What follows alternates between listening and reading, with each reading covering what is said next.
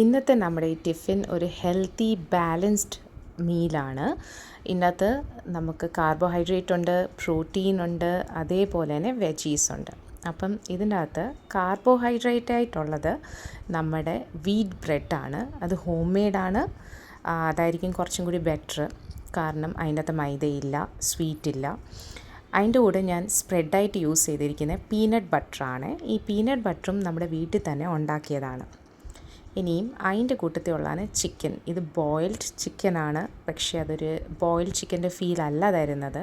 ഇച്ചിരി ഉപ്പ്, കുരുമുളക്, ഇച്ചിരി ഇഞ്ചി, വെളുത്തുള്ളി, ഇത്രയും സാധനങ്ങൾ മാത്രം ഇട്ട് നന്നായിട്ട് ബോയിൽ ചെയ്തെടുക്കുക.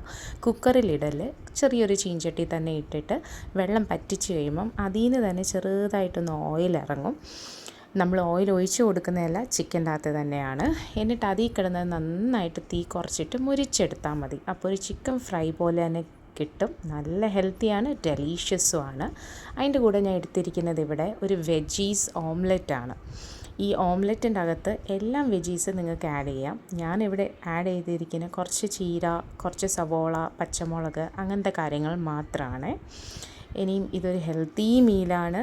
ബാലൻസ്ഡ് മീലിൻ്റെ ഒരു പ്രത്യേകത എന്ന് വെച്ച് കഴിഞ്ഞാൽ നമുക്ക് എല്ലാ കാര്യങ്ങളും അതിൻ്റെ നമ്മൾ ഇൻക്ലൂഡ് ചെയ്തിട്ടുണ്ട്, ഒന്നും എക്സ്ക്ലൂഡ് ചെയ്തിട്ടില്ല. അപ്പോൾ ഇത് വെയിറ്റ് ലോസിന് പെർഫെക്റ്റ് ആണ്.